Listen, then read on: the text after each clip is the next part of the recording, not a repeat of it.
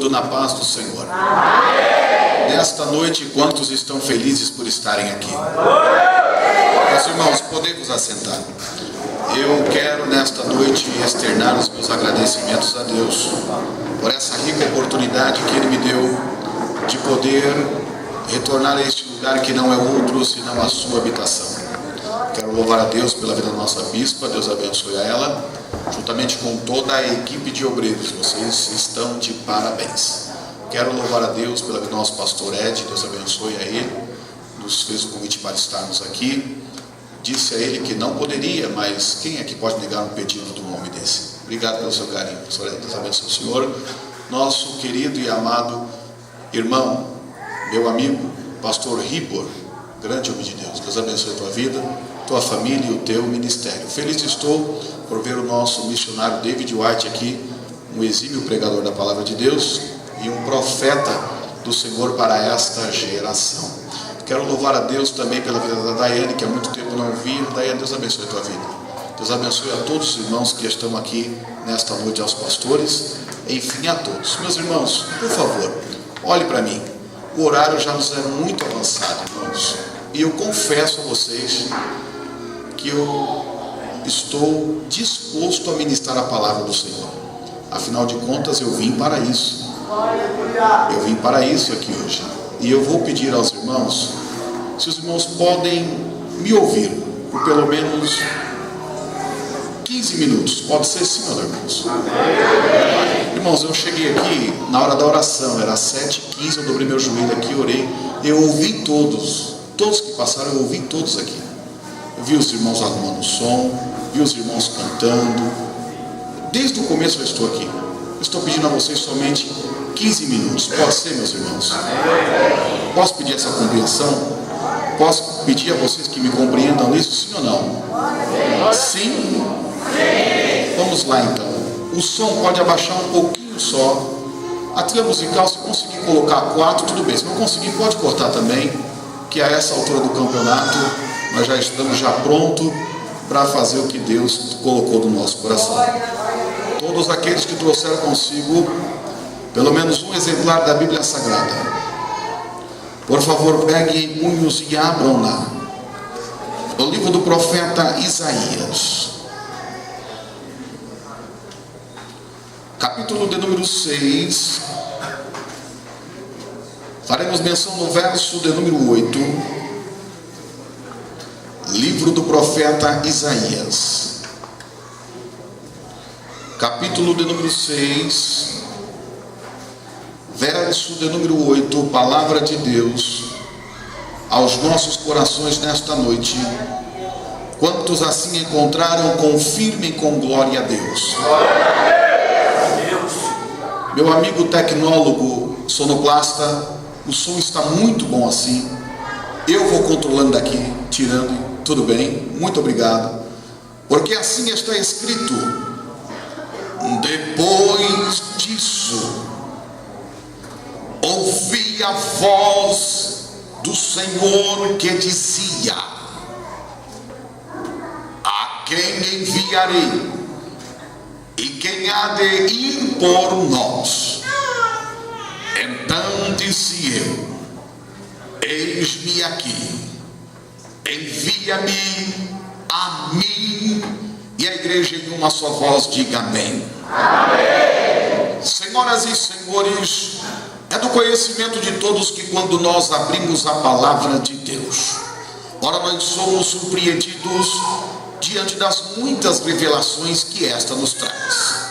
E essas revelações, elas chegam a ser horas que tão profundas e horas elas chegam a ser tão eficazes que elas podem e devem serem aplicadas ou até mesmo inseridas em todas as áreas da nossa vida.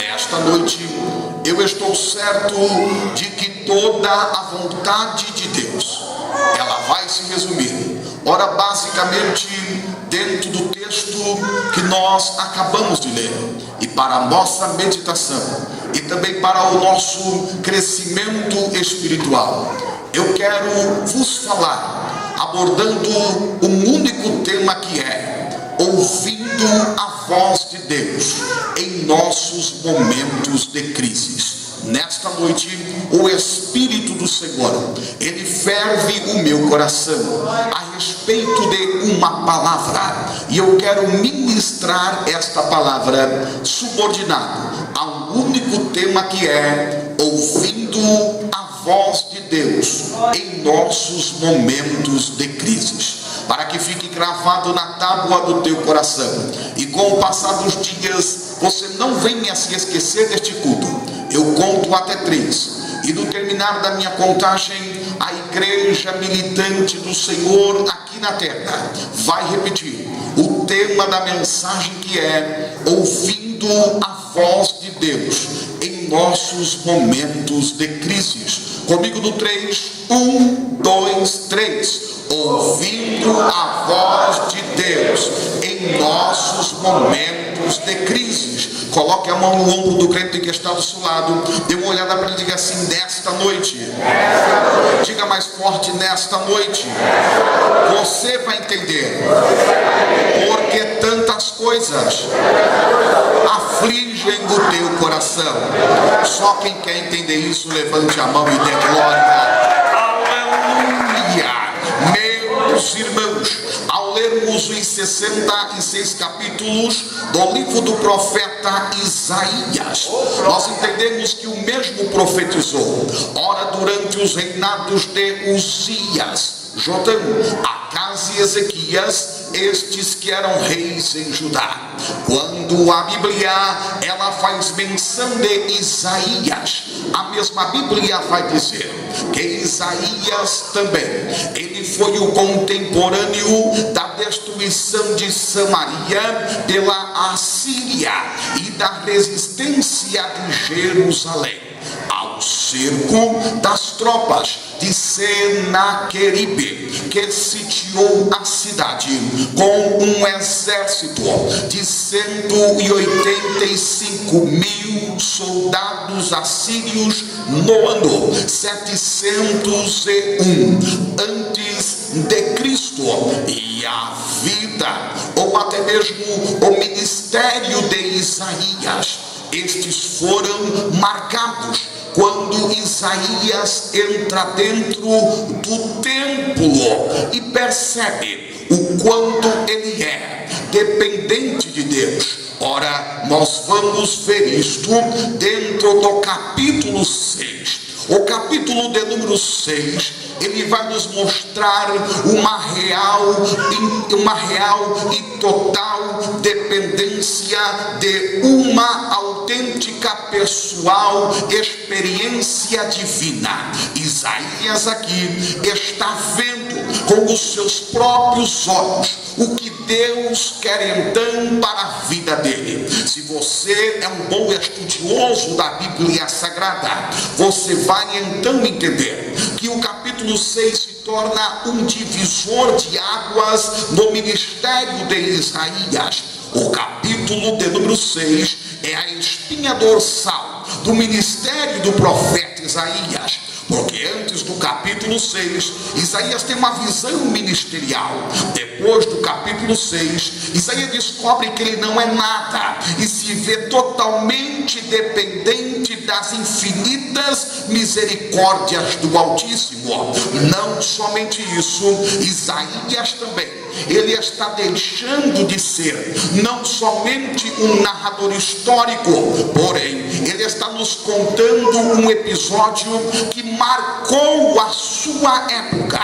E este episódio não foi a morte de um fazendeiro bem-sucedido, nem tampouco de algum representante de outro país, mas quem morre aqui é o rei chamado Uzias. E na ocasião do texto bíblico, eu entendo que o que está vagando na mente do profeta nada mais é do que as lembranças de um tempo em que tudo estava perfeito. Vou repetir: o que está vagando na mente do homem de Deus nada mais é somente as lembranças de um tempo em que tudo estava estava perfeito. Se é verdade que Isaías fazia parte da linhagem real e nas suas veias corria o sangue azul, este sangue azul na cartilha antiga, ele era chamado como sangue da realeza, conhecido como sangue dos nobres. Aqui eu entendo que a família de Isaías estava bem. Eu entendo que as suas finanças, como também o seu ministério, estavam bem. Mas, de repente, quer dizer, sem prévio aviso, toda a estabilidade de Isaías se acaba e o profeta de Deus se vê em total desespero.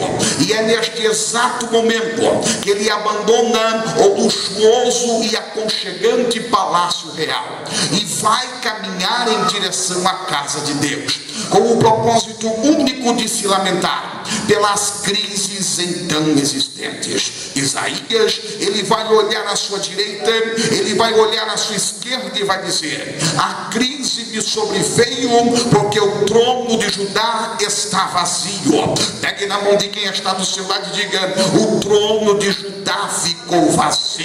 Diga: o trono de Judá ficou vazio.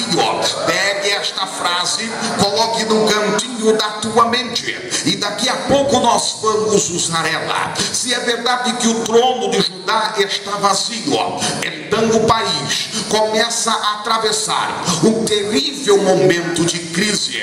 Haja vista que esta crise ela vai tocar em dois planos. Primeiro, o plano físico. Segundo, o plano espiritual. A crise do plano físico, ela achou abrigo dentro dos portões de Judá, quando ela toca na política, quando ela toca na economia, quando ela toca na segurança dos cidadãos. A crise no plano espiritual estava em evidência, porque ao olhar para dentro do coração do sacerdote, a devoção a Deus já estava sendo esquecida no meio da nação.